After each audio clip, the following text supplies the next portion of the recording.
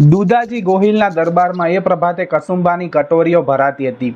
55 વર્ષની જેની ઉંમર ટેવી શકાય તે ઠાકોર દુદાજીની દાઢી મૂછો આભલા જડિત બુકાનીમાં જકડેલી હતી. બીજા તમામના માથા પર મોળિયા અને ધોતિયા બાંધેલા હતા. દુદાજીની બુકાની એના ચહેરાના વિશેષ કરોડ દેખાવ આપી રહી હતી. એણે કહ્યું, અહીં સૌરઠમાં શું ધૂળના ઢેફા માણીએ? માણે તો મારા દીકરા અમદાવાદના સુલતાનના માણસો.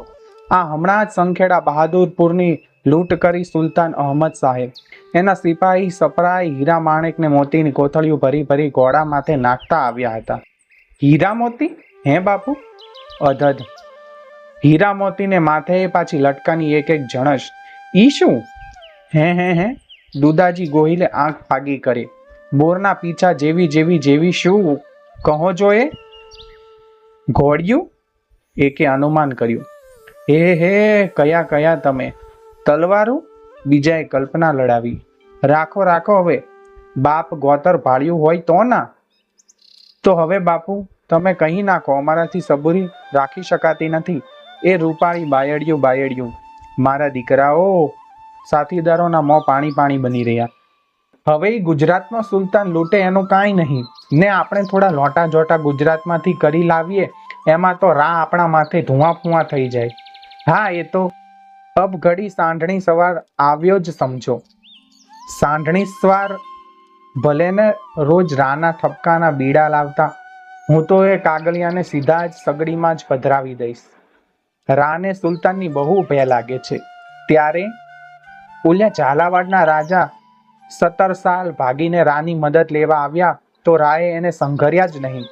ઈડર રાજા પૂંજા, ચાંપાનેરના રાજા ત્રંબકદાસ અને નાંદોદવાળા ઠાકોર એક સંપ થયા. સુલતાનના કાકા માળવાવાળા હોશંગ ખાનની સાથે દળ બાંધ્યું તોય આપણો રામ માંડળીક વાંકો ને વાંકો. એનું કહેવું એમ કે રાજપૂત જૂથ બાંધીને પોતાનો ટકાવ કરો, પણ એક મુસલમાનને કાઢવા બીજા હરીફ મુસલમાનને ઊભા કરોમાં, કેમ કે તો પાછું ભૂત નહીં પલિત ચાકશે. હે દુદાજી હસ્યા.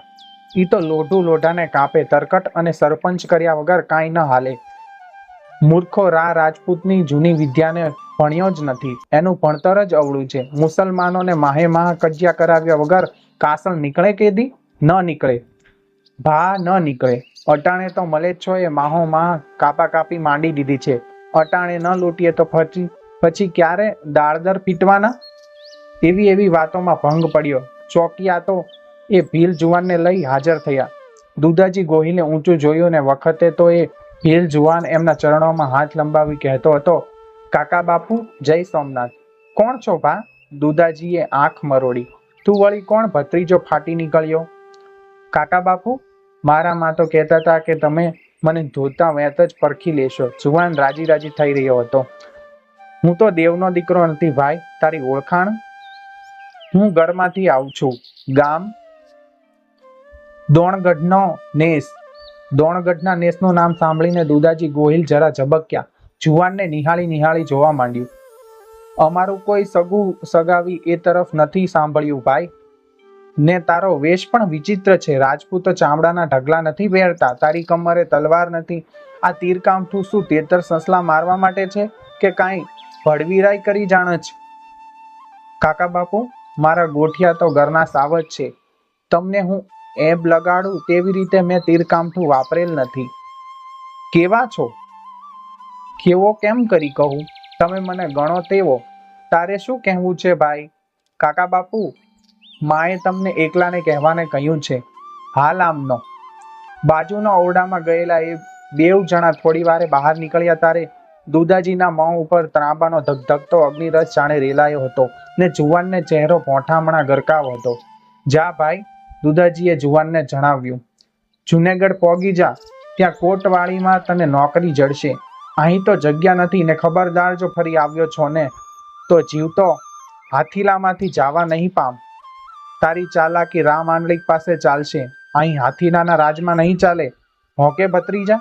દરબારગઢની દેવડીમાંથી એ જુવાન પાછો ફરતો હતો ત્યારે ગુણિકા તળાવની અંદર તરતી બતકો તેની સામે તાકતી હતી. એની પાછળ ભાલાળા ચોકીદારો એને ધકાવતા ચાલતા હતા. એની આંખો ચકળ વકળ ચારે બાજુ જોતી હતી. ચોકીદારો એને હાકોટા કરી કહેતા હતા કે સીધું જોઈને હાલવા મંડ જુવાન, નીકળ ભાલો ખાઈશ.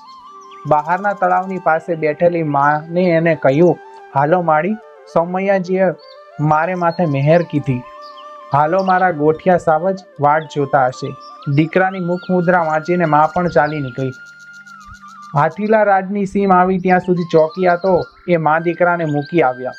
એક દુદાજી ગોહિલ સિવાય બીજા કોઈને ખબર ન પડી કે આ જુબાન કોણ હતો, શા કામે આવ્યો હતો અને કેમ પાછો ફરી ગયો.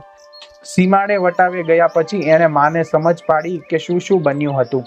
હોય દીકરા, રજવાડું આપણા સગપણે શરમાય. જીવતા માણસ સગપણને ના કબૂલ છે, પણ મુવા થોડા કહેવાના છે ના, તું મારી અસ્ત્રી નથી ને તું મારો દીકરો નથી. મારે તો હવે તને તારા બાપની ને મારા બાપની ખાંભીને ખોળે લઈ જાવો છે. આવતી ભાદરવી અમાસે એની તથ્ય છે. રૂડું એક નાળિયેર લઈ જાશું ને વાટકી સિંદૂર લઈ જાશું. દીવો કરીને હાથ જોડીશ, કહીશ કે ગોહલ રાણા, લ્યો આ તમારો પુત્ર સુરાપુરાને દેશથી દુઆ મેલો કે સુકર્મી થાય ને તમારી જેમ એ ધર્મની ગાયની ને અસ્તરીની રક્ષા કરે. માં, મોટા બાપુની એ ખાંભી છે? હા માડી, તારા બાપુની ખાંભી સોમનાથના મંદિરના ચોગાનમાં કિલ્લાને અંદર છે ને માર બાપુની ખાંભી દરવાજા બહાર છે. એમ કેમ? એનું કારણ એમ છે કે મોટા બાપુનું નામ હતું વેગડોજી. વેગડો એટલે સીધા પાદરા લાંબા સિંગ વાળો ઘોરી. તારા બાપુની ભેળા એ ભેલરાણ જ પોતાના ભીલોનું દળકટક લઈને ગયેલા. દરવાજા આડા રહીને લડેલા. બાદશાહની ફોજ એને વીટળી વળી. બીજા બધા નાની બારીએથી કિલ્લામાં પેસી ગયા. મોટા બાપુને એ ઘણું કહ્યું કે વેગડાજી પાછલી નાઠા બારીએથી અંદર આવી જાઓ, પણ મોટા બાપુજી તો વટદાર એટલે જવાબ વાળ્યો કે હું કહેવાઉં વેગડો, મારા તો સિંગ છે પાધરા, મારું એ જીવ્યા મુવાનું બિરદ. હું પાછલી સાંકડી બારીએથી કઈ રીતે ગુરુ? સિંગ મારા આડા આવે છે એટલે કે બિરદ મારું મને સંતાઈ જતો રોકે છે. હું વેગડો, ગઢબારીમાં ગરું નહીં, એમ કહેતા કહેતા લડ્યા અને ખપી ગયા. એનો તો દુહોય ગીરમાં કહેવાય છે કે વેગડ વડ ઝુંઝાર, ગઢબારીએ ગર્યો નહીં, સિંગ સમારણ હાર, અંબર લગે અડાવ્યા. એટલે કે એના સુરાતનના સિંગ તો ઠેઠ આકાશ લગી અડી ગયા. જુવાનના હૃદયની આરસી ઉપર પોતાના પિતા અને માના પિતા બેઉની આકૃતિઓ પ્રતિબિંબિત પાડતી રહી. ખાંભીઓ પાસે પહોંચવાના હરખમાં અને હરખમાં એના પગ જોરથી ઉપડ્યા. હવે તો મારે તને એક બીજે ઠેકાણે લઈ જવો છે. જોઉં તો ખરી તારી બેન એ સગપણને કબૂલે છે કે નહીં. માની આંખોએ બોલતે બોલતે 30 ગાઉના અંતરે આખા સીમાડાને રોકી પડેલા એક વાદળના કટકા સરીખા પહાડ ઉપર નોંધાઈ ગઈ હતી. બેન? કોણ બેન? મારે વળી બેન પણ છે? ભેળા રમવા જેવડી? રમવા જેવડી તો નહીં બાપ, પરણેલી છે. એને ઘરે રાજવળું છે. એ તો પાછું રજવણા માતરનું શિરોમણી. કયું? ગઢ જુનાણું. ગરવાદેવનો રખેવાળ તારો બનેવી છે. રામ આંડળીક મારો બનેવી? તુંય પણ માં વગર મહુડા ખાધે કેફમાં ગરકાવ લાગજ. મહુડા તો અવતાર ધરીને એક જ વાર એક જ રાત પીધા છે. તે પેલા કે તેદી પછી કેદી ચાખ્યુંય નથી. એ રાતો એના ભેળી જ ગઈ. એ રાત પાછી આવે ના ને અવતાર આખામાંથી એકાદ દાડો જ સાવચી રાખવા જેવડો નીકળે છે. બાકીના દંડડા તો ફોતરા છે, ફોતરા. ચિવતરના દંડ તો મહુડાના ફૂલ છે. માહિતી દારૂડો તો એકાદ કુંપી જ નીતરે. મેં તો ભવનો કેફ કરી લીધો છે. એ કેફમાં હું 25 વર્ષથી ચકચૂર છું. મારે સી પડી છે બાકીના દંડની? માં બોલે જ જાતી હતી. દીકરો કાંઈ સમજે નહીં તેવી એ કેફ ગરકાવ વાણી હતી. માં દીકરાને નહોતી સંભળાવતી, પોતાની જાતને સંભળાવતી હતી. પણ મારી બેન કોણ? રામ આંડલિકની રાણી કુતાંદી. તારા દુદાજી બાપુથી નાનેરા અરજણજી બાપુ હતા એની એ દીકરી. એ મને શેની ઓળખે? છોકરાએ જાણે ધોખો ધર્યો. દિવસ ચડી ગયો હતો. બેઉ ચાલ્યા જતા હતા. ગિરનાર ઢુકડો ને ઢુકડો આવતો હતો. સપાટ ધરતીના ખૂમચામાં જાણે વાદળી મોતી પડ્યું હતું. ઢુકડો આવે છે પહાડ. ડગુમગુ ચાલતા બાવળને તેડી લેવા માટે મલપતી ચાલે ચાલ્યા આવતા દાદા જેવો ગરબો દેવ. આ વાર્તાના લેખક ઝવેરચંદ મેઘાણી છે અને આ પોસ્ટ ઝવેરચંદ મેઘાણીની નવલકથા રાગ ગંગાજળિયામાંથી લેવામાં આવેલ છે. જો તમે આવી જ અન્ય સત્ય ઘટના, લોકવાર્તાઓ, પ્રેરણાત્મક સ્ટોરી અને ગુજરાતી લોક સાહિત્ય વાંચવા માંગતા હોય તો આજે જ અમારી ચેનલ આપણું સાહિત્યને સબસ્ક્રાઇબ કરો, વિડીયોને લાઇક કરો, શેર કરો. બાકી મળીશું આ વિડીયોમાં અમારી ચેનલમાં. ત્યાં સુધી જય હિન્દ, જય ભારત દોસ્તો.